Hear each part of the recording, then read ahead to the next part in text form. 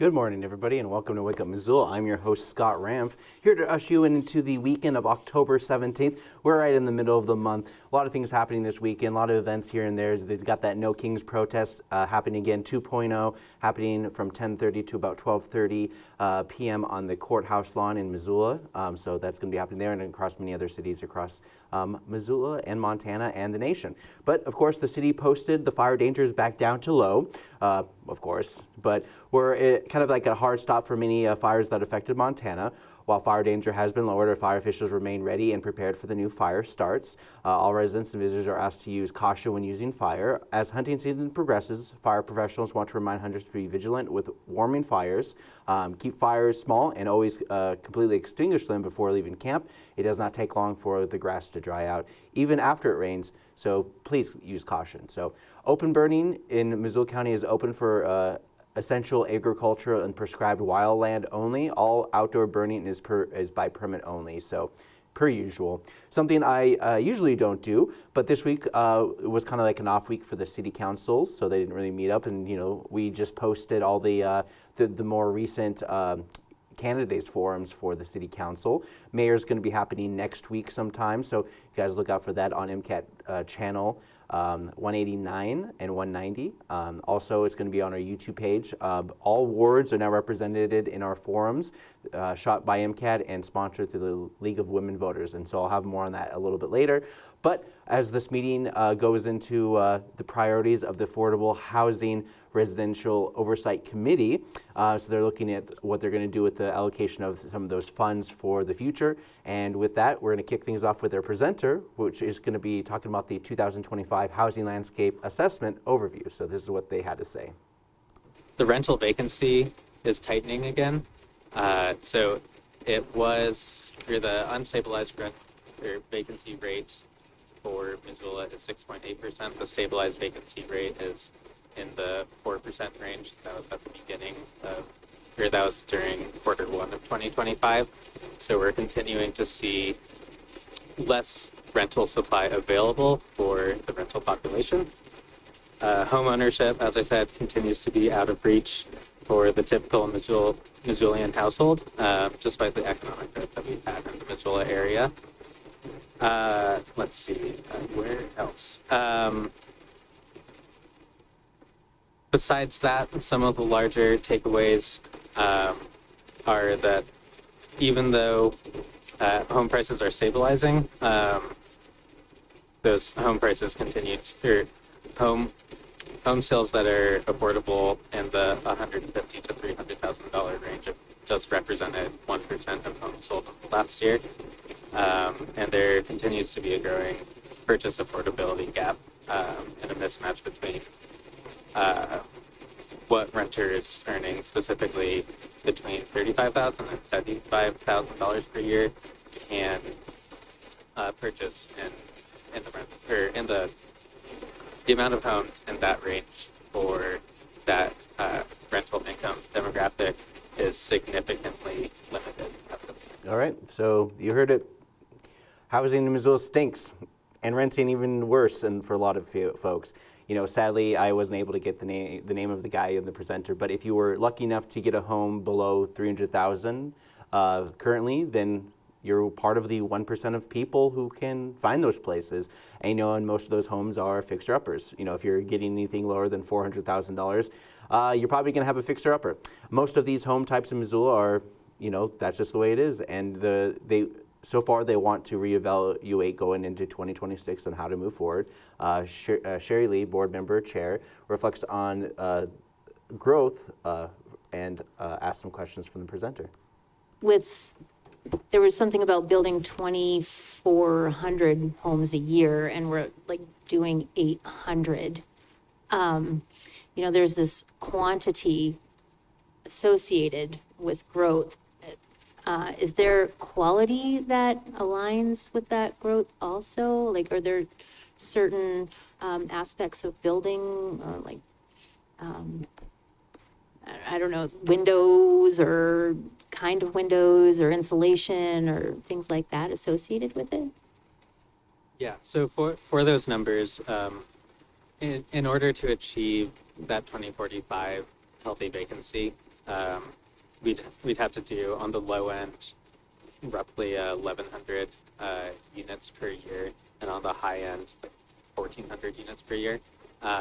So yeah, as you heard from him, that in terms of growth in the city of Missoula to continue growth and keep up with the demand for housing, roughly the goal is 1,000 or more. And the county has spoken about this in length, and over the last couple months, especially, I would probably say even lion's share of a good part over a year now, have been decrying that there needs to be about 1,000 units every year, and not meeting demand is what's been causing many strains. Not to mention the biggest shortcomings from developers is material cost that trickles down from our international trade that also impacts this. So Sam Oliver with the Missoula Housing Authority also talks about some of the shortfalls people are experiencing with this. For those of us who have been in this for a while in Missoula, you go to, for instance, something like the Bieber Economic Forum, and they'll tell you they're economists, and they live in a vacuum, and they say, it's so simple. We've been telling you for years, you just got to build 1,200 units a year.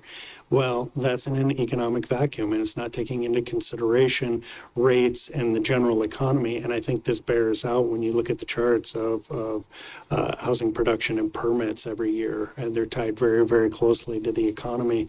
And after COVID there, we saw a big spike, probably an all-time high up into the 800s. And now this year, it's down below 2. So yeah, so one thing to also take into account is that we might not be growing the rate that we were originally growing in the first place. Well, this was about the past year or so. They've been taking all this into account as they look towards the future, and with how they want to spend this money that affects affordable housing. And this is the Affordable Housing Trust Fund Advisory Committee. So they use the money that the city generates through land sales and stuff like that, and roughly a budget of $386,000. Colleen Kane, Community Development, talks about the priorities and listed items that they're going to be focusing on. So we got consumer housing services, which has things like financial and rental education and counseling programs, community land trust administrative support, housing solution funds, tenant support programs, etc., and construction of homes, either rental or ownership, and then preservation of multifamily acquisition, mobile and manufactured homes, infrastructure or district preservation in general, limited equity co-ops, small repair loans, things like that preserve affordable housing for the future. All right, and so a lot of times some of the presenters' mics are not as clear, but if you look at the slide, many of the things that they're really focusing on is, education, counseling, programs that people can go through to see about applying for certain grants and funds through them. And one of the biggest ones that comes from the Affordable group is their partnerships with the United Way of Missoula. And part of that has a lot to do with the fact that, it created the Housing Solution Fund to provide down payments for folks struggling to retain and even get into housing in the first place. With a proven track record, the HSF has been instrumental in transforming and safeguarding the lives of more than 750 Missoulians, according to their website, since November 2021, with well more than 2,000 individuals who have benefited from this program, all from the Affordable Housing Trust Fund. So Sam Oliver also talks about making more bang for your buck, and just talks about the realities of the funds, the $386,000 for pretty much affordable housing for most of the city of Missoula. So, there's not much for those efforts, but they're going to just try to do what they can do. So here's Sam Oliver again. Challenge in the past has been to look at the amount of money and imagine it for these different priorities. In other words, if one of the priorities was building multifamily construction, well, $300,000, it would move the needle in soft costs for a project, but it would soak up all that money. They'd ask for all of it. So some of these things, like we said with Bonnie's Place, some of the rocks that have been smaller asks, even though we've gotten small allocations, we've been able to spread it out to some very worthy priorities.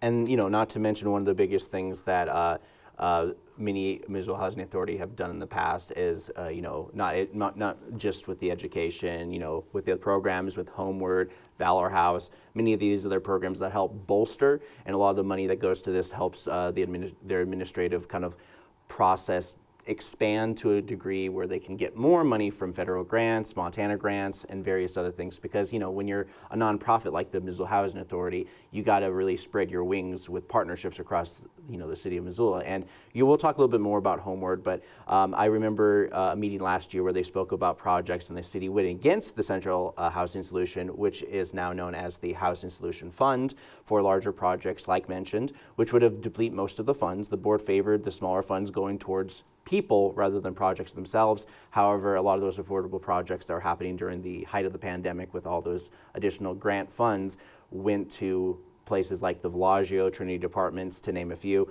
Not to mention this was earmarked for quite some time, and the pandemic really helped move the needle a lot further down the line. So Sam Oliver also goes into the zoning code and how they can influence development, and this is him talking a little bit more about that. So typically the way it filters down to us is the projects come to us and we're able to analyze what are they proposing, what are there elements in there of affordability, or are they building, you know, obviously if they're coming to us, there's an element that incentivizes affordability or preservation or something before they even get to us.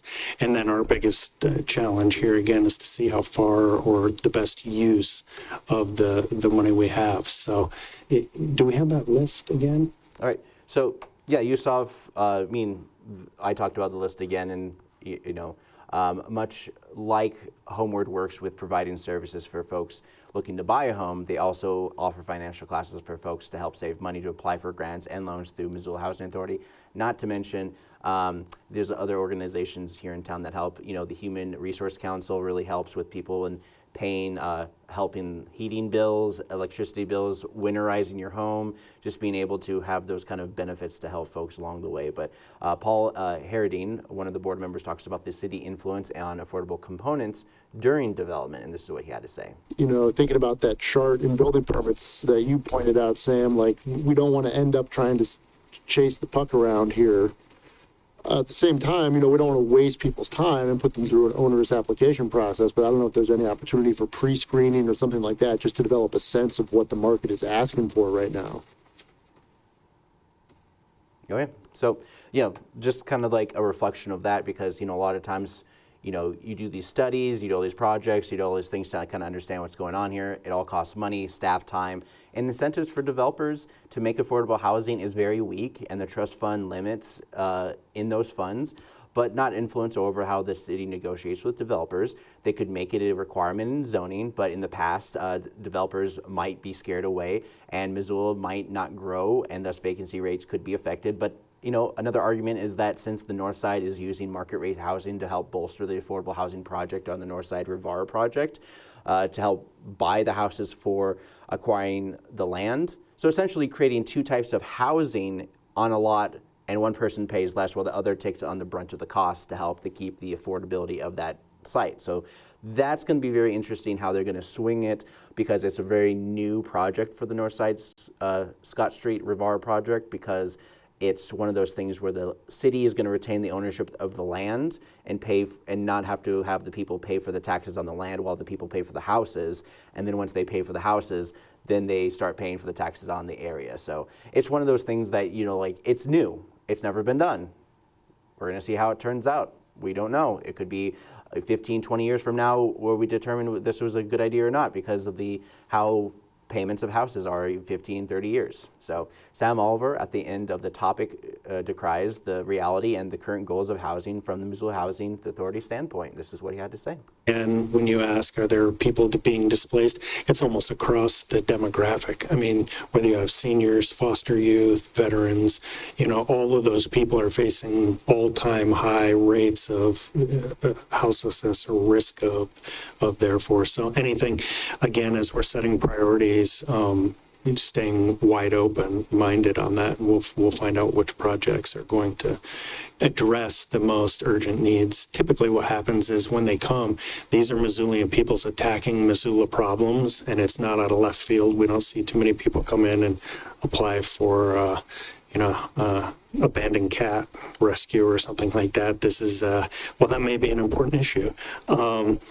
it's pretty well thought out local projects. So again, staying broad with the ability to not go against our recommendation when we see one come up that we hadn't even thought of previously.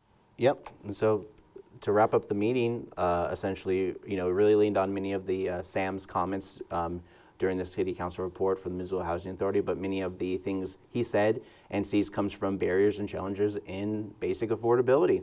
So many of their successes comes from the United Way of Missoula's partnership with Housing Solution Fund, helping basically with those rents, and I'll rehash it again, but it's just a point to have people get money to keep their head above water if they need it. The committee also agrees that if they spend the money, they reserve $77,000. This will be presented to the city in December, and we'll ask for feedback from the community for the month of November. So, without further ado, that kind of wraps up my city council report. For more information, go to ci.missoula.mt.us. Otherwise, or you can go to engagemissoula.com to find out all the projects and everything that's going on in the city of Missoula, and to give feedback.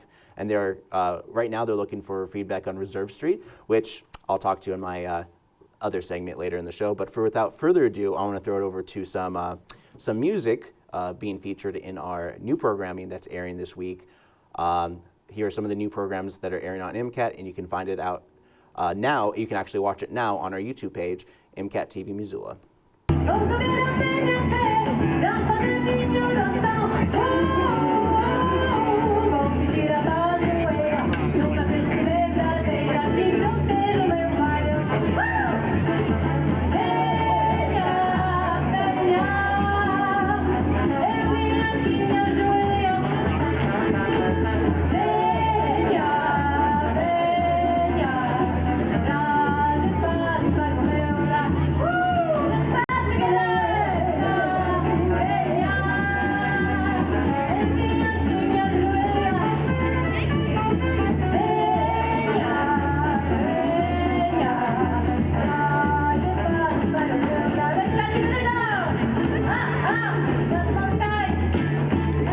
Cannot tell the story of conservation that at least is for which conservation easements are the very backbone of this tale without also talking about another origin story, and that is to talk about the Blackfoot Valley, and if, indeed the whole Blackfoot watershed. The reason for that, I think, can be blamed on a bunch of you people, you Missoulians, university students and so on, began using the Blackfoot River as a recreation paradise, and the amount of traffic that it began to take, apart from all those drunk students running the river in inner tubes, the quality of boats and rafts and so on began to upgrade, and the next thing you know, the Blackfoot is a high traffic waterway. And this is a document that tells us, okay, we know what and where things can be built, but how do they need to be built? This is especially surrounding development in our streets or rights of way. What are the kind of nitty-gritty specs about that? And I'll say that the full Unified Development Code and the full standards and specifications manual drafts will be available later this month. October 29th is our intended release date for those. So as I've mentioned, this has been a several-year-long process, and we have covered a lot of ground and spent considerable time with the community and speaking with the community and hosting events and learning from you all on what your priorities are. Ralph Blunt was the first African-American forestry graduate. He graduated in 1908, University of Pennsylvania. The University of Pennsylvania, but it's the other Pennsylvania, not the University of Pennsylvania. And what he did was he went to school, got his degree, and he came back and they put him over a nursery in Pennsylvania, okay? First graduate. They didn't like that. They didn't like that. So Paul ended up leaving the forestry field, and he got into a successful yard man type activity, and he did extremely well. But he was the first in 1908.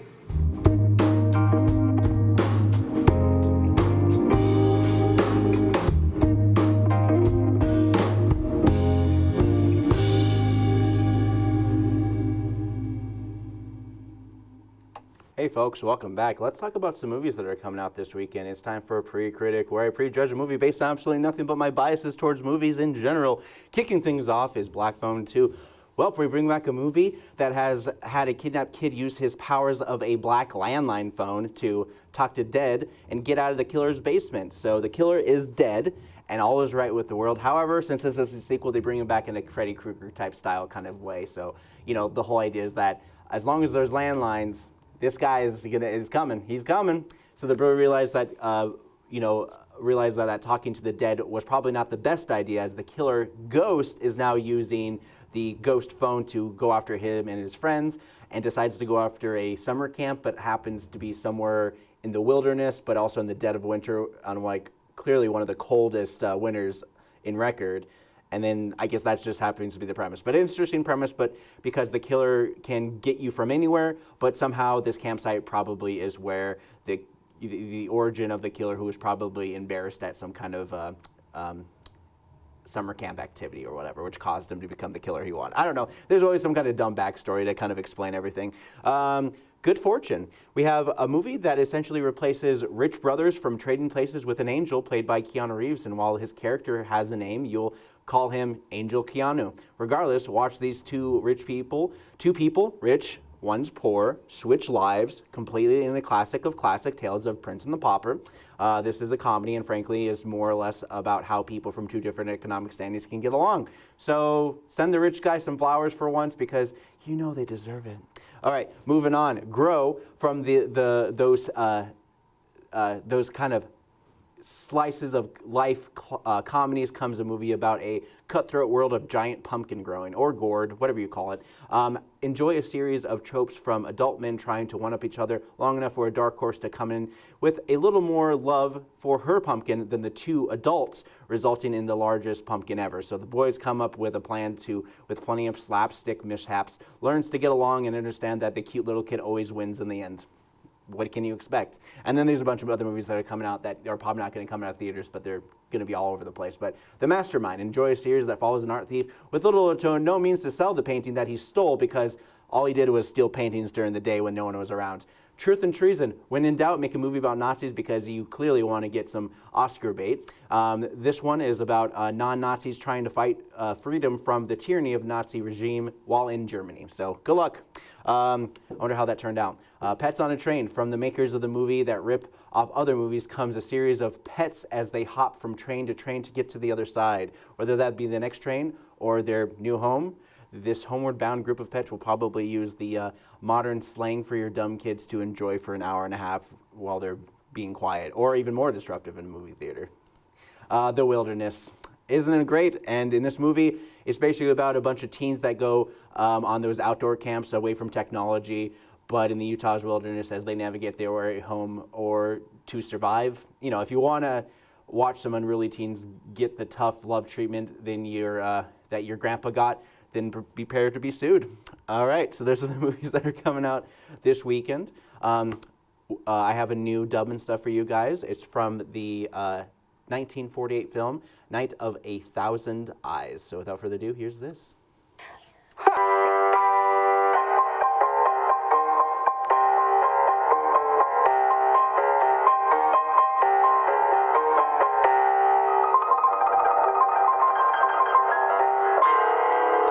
Hey guys, welcome back. Let's talk about some events that are happening in the city of Missoula. Kicking things off, as always, is Stroller Strides over at Bonner Park. If you're a mother and you want to get out and work out with your baby, Stroller Strides is happening at Bonner Park. They meet up daily at 9:30 a.m. in Bonner Park. Missoula Museum, open hours at Spectrum Discovery Center. So here at the public library on the second floor, the science lab is open. They do all sorts of fun activities for kids engaged in learning. They usually have one thing that happens in 2 in the afternoon, but we're going to stick to the morning as we talk about some of the indoor recreational opportunities for kids and stuff, as the temperature is just so cold this week, you have the availability of Sports Barn, Get Air, Mismo Gymnastics, Roots Acro Sports Center, YMCA, and of course Currents Water Park. I'm just trying to name a good amount of ideas that people can use to enjoy some indoor fun and recreational activity. Grizzly Pool is a great example. A lot of people in the public like to use the Grizzly Pool for swimming and exercise. But most of these indoor recreation, I'm just trying to make it more fun for the kids. Missoula Food Bank, meal distribution starting at 10 a.m. It's a weekly thing that happens there. It is many opportunities, many programs that offered at the Missoula Food Bank. Tiny Tales kicks off at 10:30 a.m. every Friday. Butterfly House, they are doing a butterfly release at 11 a.m. They do this intermittently, but usually it's every week or two when they have the new brood of butterflies.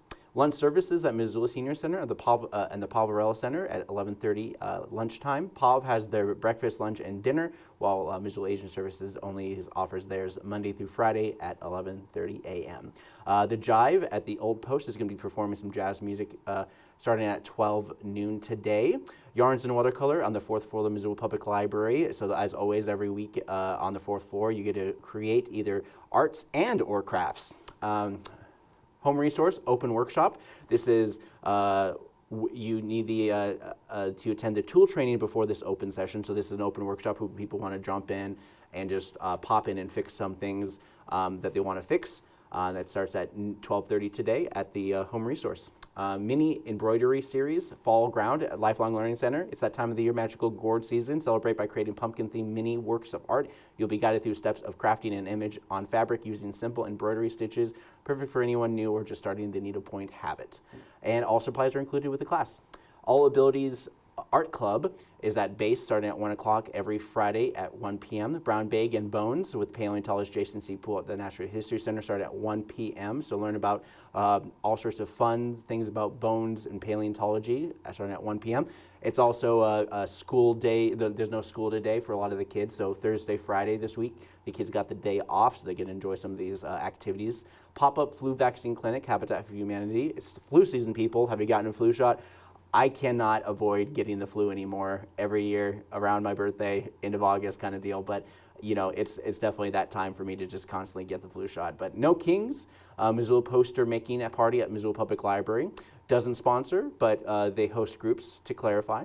Starting at 4 p.m. here at the library in one of the meeting spaces here.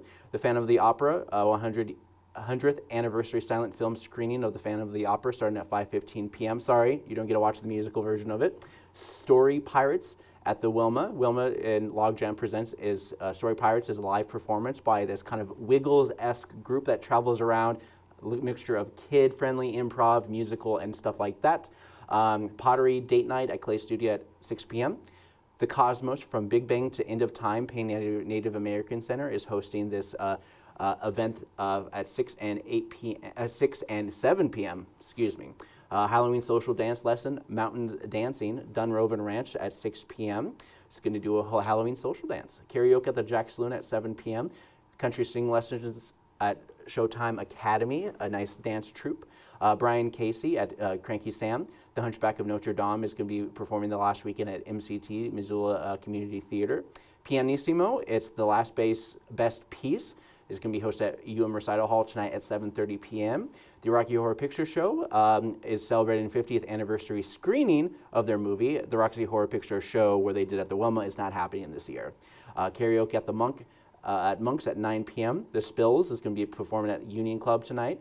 Uzzer Larkwood is going to be playing some folk music at the Top Hat. And on Friday, to wrap things up, is Glacier Ice Rink is doing a late night skate starting at 10:30 p.m. at the Glacier Ice Rink. So Clark Fork River Market still continues for the Saturday well until the last weekend, which is on October 25th.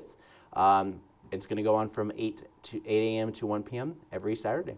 They're going to plan to transition into the locals only, otherwise known as the kind of like the bar area where the Badlander is, on the corner where the Palace Apartment is. They want to continue the River Market inside for Winter Market as they transition into there. Not to mention they're going to still do the Winter Market inside the Southgate Mall next to Shields. All right, so if you want a CPR class starting at 8:30 a.m. at the Lifelong Learning Center. On Saturday, they have a Heart Savers combination first aid with CPR. If you want to get certified and recertified for that kind of stuff, you always have to get recertified every 2 years or so. K through second grade into lacrosse, sports barn at 9:30 a.m., line dancing at Missoula Senior Center at 10 a.m., second annual Halloween costume drive at Eccles and Valker's Western Frontier. So this is on Saturday from 10 to 2 p.m.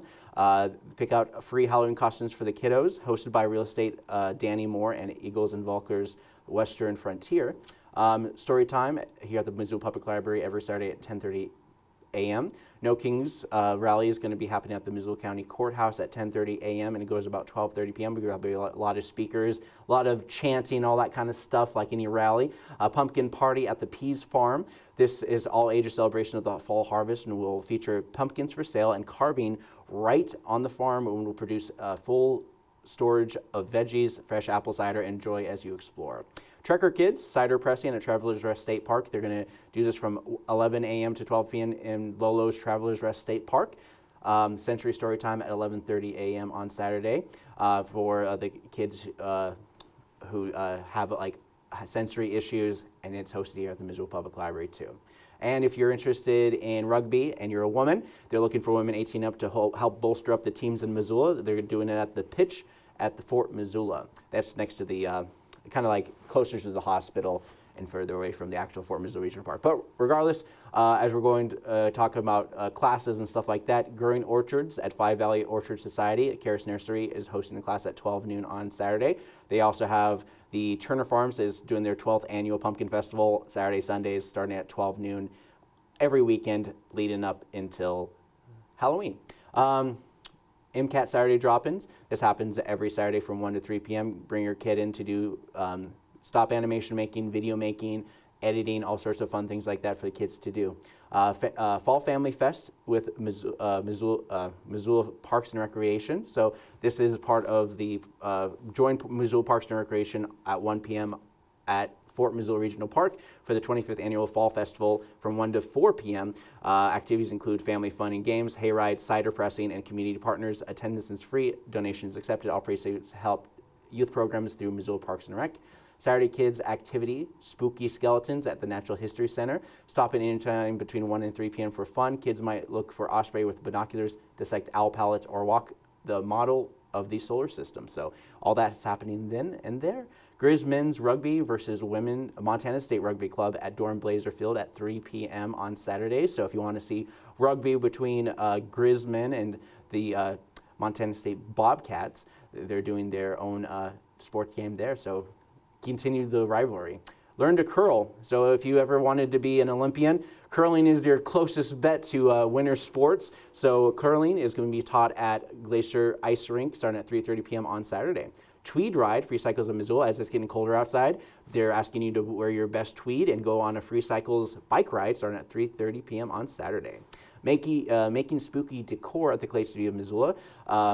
Halloween lovers, come make something great. Teaching artist Yavi Holtzclaw will teach an open-ended spooky project with lots of variation. You can create a sculpture of your choice. So that's at 6 p.m.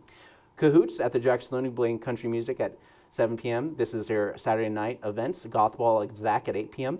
Julian Pianos at Stave and Hoop at 8 p.m. Solid State Karaoke at 9 p.m. Patty's Per Shayla is going to be playing some rock live music at Monk's Bar. Cash for Junkers is going to be Union. Chris Moon at the Badlander. And then to kick things off for your Sunday, Women's Bike Missoula Bonner Blast Bike Ride at Milltown State Park at 11 a.m. Speed Puzzle Competition at Draftworks starting at noon.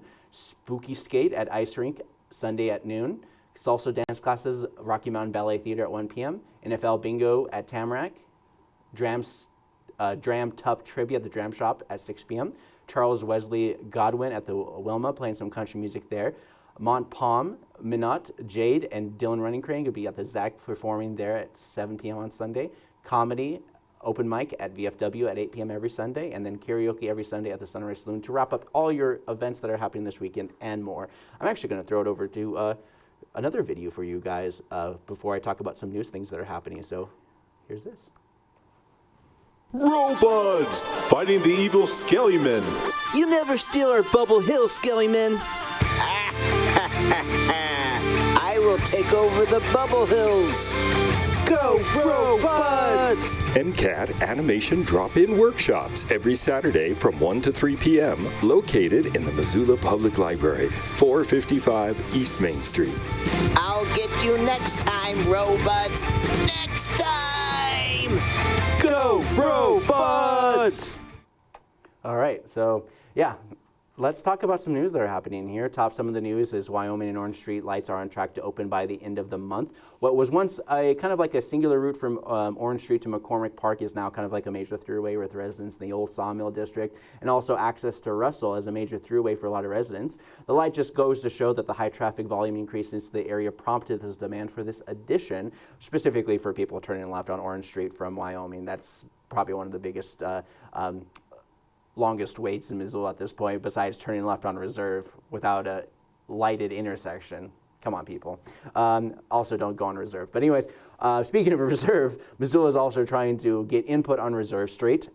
Here's my input, don't drive it. But regardless, they want to improve safety and mobility with the Montana Department of Transportation, the City of Missoula, and Metropolitan Planning Organization. Not to mention, it's a major highway corridor, so any changes have many levels of approval to get things done. From Tuesday, Wednesday meetings this week, they determined modifications to cross streets and driveways, also with pedestrians and cyclist design solutions. Changes to intersection designs are also being proposed based on the context and character of each section. The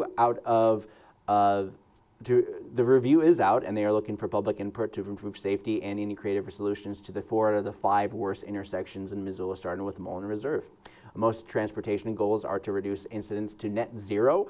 This is a wrap to phase 1 and to get approval for phase 2, which will cover presenting strategies identified in the strategies memorandum, including the document STAB. So mind you, there's a lot of boards, commissions, and other stakeholders providing support for strategies that balance short and long-term implications approaches, balance safety for all modes of transportation, and not bias traffic congestion.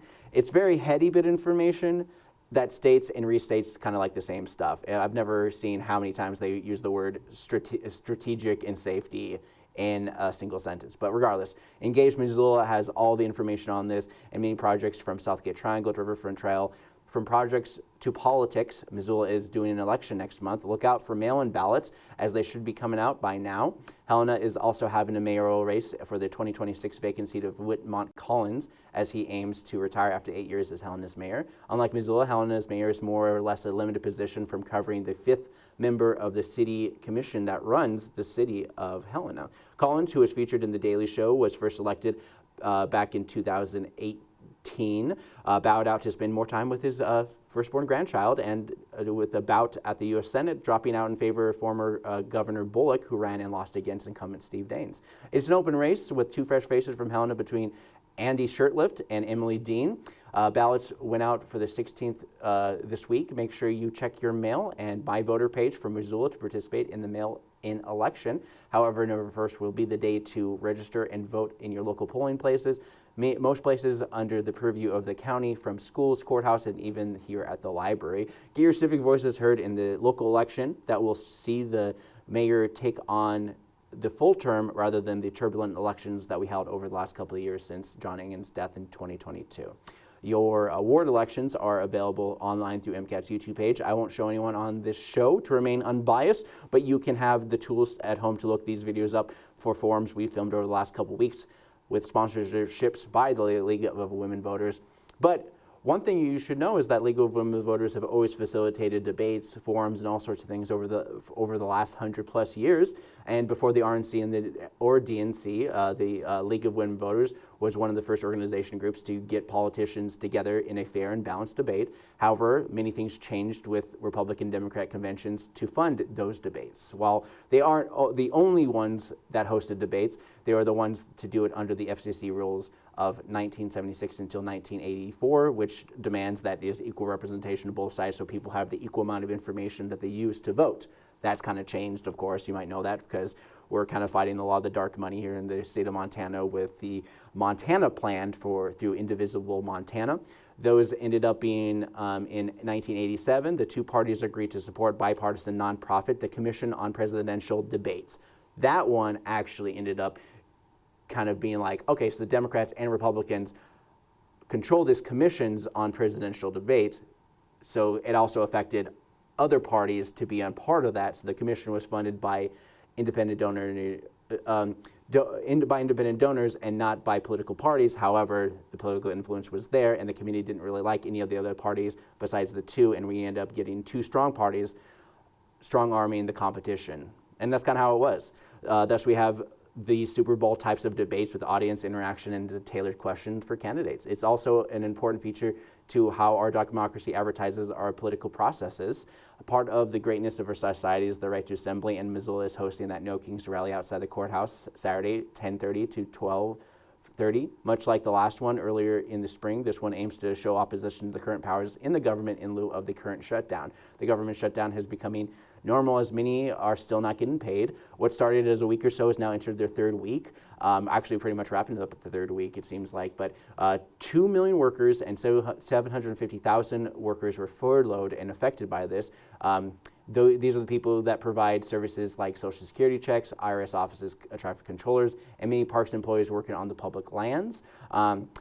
NPR reported that the judge blocked many of the firings of federal employees during the shutdowns because the lawsuit was brought up by the American Federal of Government Employees, FAGE, and the American Federation of States, County, and Municipal Employees, which together represent more than 800,000 federal workers. In this brief filed with the court Tuesday, the unions accused Trump administration of, quote, using the federal employees as pawns to impose political pressure on the administration's perceived opponents in Congress, end quote. The lawsuit originally filed in response to a memo issued by the Office of Management and Budget, OMB, this week before the shutdown. It urged agencies to use lapse in funding as an opportunity to consider laying off employees who work on programs and activities not consistent with President Trump's priorities. So while many of us have job securities, this is something that is very tit for tat, as the one moment you are fired from your federal job and hours or days later you are reinstated. Either way, the deficiencies of the federal personnel are growing, and those staying behind either have to deal with partisan politics to keep their jobs or keep up with the demand of their services that grow, and gaps between serving the people as liaisons for the government. Sorry, I wrote something in my notes that were just like, what? That doesn't make any sense. But as I go forward, while all this is happening here, a lot of turmoil in our own domestic politics and everything like that, we take a bigger scope to the international scale as of right now, the ceasefire with Gaza and Israel is ongoing, and after more than 2 years, the final hostages have been released, and as of Wednesday, Israel claims that all bodies from the attack and beyond have been returned. In return, thousands of Palestinians have been returned. Many were just used as much as the Israel hostages for bargaining. There's a lot of back and forth on who's just doing what.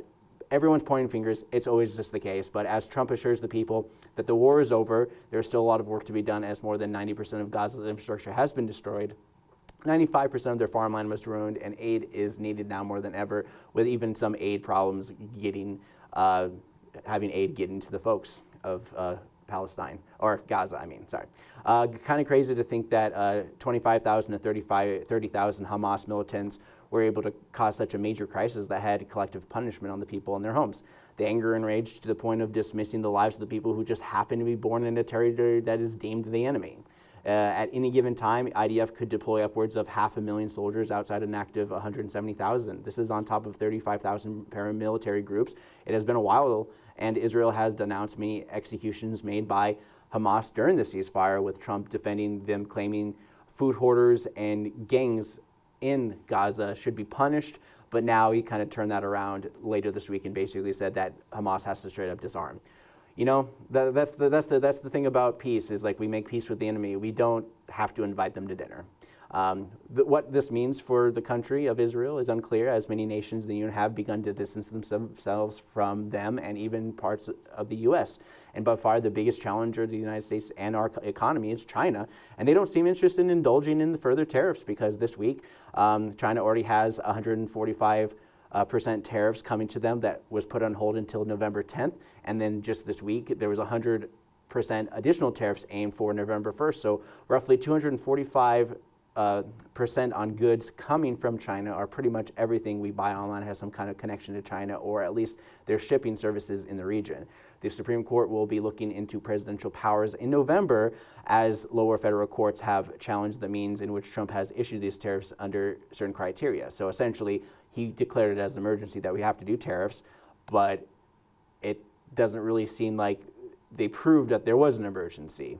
So that's the point, is that they're trying to prove that there was or was not an emergency without the idea of just telling us that there is an emergency and putting in tariffs. So that's kind of where we're at right now. Is ripping us off isn't a good enough argument, and overall, and unless they are able to prove without a reasonable doubt that these tariffs are good, or the means to the tariffs are good, not the tariffs themselves, then the strategy might backfire and show the world that our leadership cannot function properly.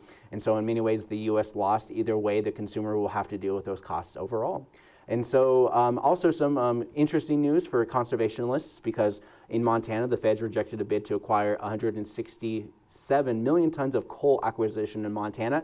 The biggest reason, not enough to buy it. Like, apparently, from the Montana Free Press reported that the feds state that the cost of coal per ton is a penny per ton, making $1,670,000 if you do the math. So based on the 167 million tons. So you're essentially making $1 million off of all that stuff. And I'm assuming that the cost for excavating tons for a penny is not worth the cost. So the Leasing Act requires a bid to be at or above fair market value, and at the last successful government lease sale in the region, subsidiary of Peabody Energy paid $793 million, or $1.10 per ton for 721 million tons of coal in Wyoming. So they're basically making 100 times more for the coal than we would. So President Joe Biden's administration shot to end coal sales in Powder River Basin of Montana, Wyoming, citing climate change. 440 million tons of coal near the Intech mine in central Wyoming was postponed last week following the low bid received in Montana's sale. So with all the hyperbole with those federal land sales, it seems like they have fallen short in terms of demand, with 95% of coal in Montana that technically just goes to Asian countries. These exports originate from the state Spring Creek mine and are part of the larger U.S. export market, which ranked 4th globally in 2024 with an export value of $14.21 billion. So you can see the economic impact of coal. China, Japan, and Korea are all the clients, with the China being 40%, Japan being roughly around that same time, and Korea kind of filling in the rest. Intech is the Navajo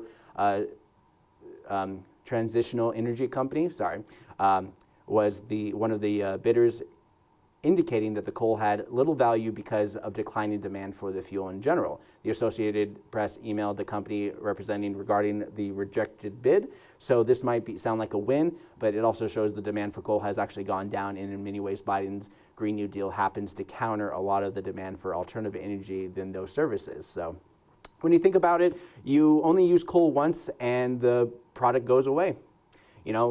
And it's kind of crazy how, like, I can understand that they're holding on to the infrastructure that has built coal mining operations for so long, but in this, changing environment and everything like that, the concept of renewables and energy that just comes out of nowhere is better than energy that comes from somewhere that eventually gets depleted in the end. So, the fact that many coal power plants are sunsetting over the next decade to reflect, state laws and domestic demands. Northwest Energy did buy Colstrip to continue many of those services, but long-term doesn't look too good for coal consumption and a mining standpoint, because, coal is not that expensive. Mining is probably more expensive than actually selling it. So, according to the, so that's just a lot of things, a lot of things that are happening. And as we move on to other story items, we're going to talk about the Farm Bill. So according to Brownfield Ag News, the Iowa Republican U.S. Congressman Randy Finstra tells Brownfield that the 2018 Farm Bill has been extended twice, and now the partial shutdown of the federal government is preventing lawmakers from working on a new 5-year farm bill. So the importance of the Farm Bill dates back to the 1930s with the Dust Bowl. You know, they had government subsidies to help pay for things. Agriculture Adjustment Act of 1938 was a way to provide support for corn, cotton, and wheat, and set market quotas for certain commodities. As you went along, these kinds of things went back in the mind, and when we rushed to kind of the 1977, that was the official kind of first farm bill, even though everything was kind of like agriculture, but everything happened in 77 in the United States, like so many things from EPA, Medicaid, and all sorts of various welfare programs for the people. The Food and Agriculture Act of 77 addressed farmer prices and income protection, food and fiber supply, national resources conservation, primarily through the increased price and income supports, establishing a farmer-owned grain reserve and creating a two-tiered pricing program for peanuts. And you should probably know that last part is definitely added in there from our old President Jimmy Carter, who was president at the time. 1981, Agriculture and Food Act created the Title 15 for resource conservation. The Food Security Act of 1985 incentivized wetland preservation and prevention of soil erosion. Conservation titles have remained a fixture on farm bills ever since. And so far, the Farm Bill has been held strong until the 90s, saw certain criteria for conservation efforts and power consumption. When you irrigate and try to transfer water to crops, you need to invest. And with government policies, we're able to allocate taxpayer money to help bolster pump irrigation, filtration, all sorts of things. Stormwater started becoming a major thing in a lot of communities to kind of bolster that, and farms were another part of that they needed to get through. So uncertainty is never good for farmers, and in many regions that depend on government subsidies to combat growing drought and extreme temperatures affect crops. So that's just a big part of having the Farm Bill, is to make sure that there's insurance made for our food in the United States so people can be fed. That's just kind of how it is. That's kind of how it shakes out. And, you know, as we're kind of talking about news and hearing stuff like that, I have a little bit more time, and I guess some more or less some of the top headlines that are definitely happening here. It looks like just happening this morning is Ace Frehley from Kiss original lead guitarist and founding member is dead at 74 on the headlines. Also, one of the things is that, what is that guy's name again? John Bolton arrived in federal courthouse today to surrender to authorities on charges accused of former President Trump administration of national security advisor turned critic of the president of emailing classified information to family members and keeping top secret documents at his Maryland home. So they're going after him in these regards. Bolton did not comment to reporters as he entered the courthouse in Greenbelt, Maryland, and he's on a 18-count indictment brought against him on Thursday. So yeah, that's basically what's happening right now. And yeah, we'll figure out what's going to happen in the next coming weeks, and just a lot of things that are happening just in the basic headlines. And there's only so much show I got for you guys, and I want to thank you guys for joining me. And for Wake Up Missoula, I'm Scott Ramp. I hope you guys have a great weekend, and take care.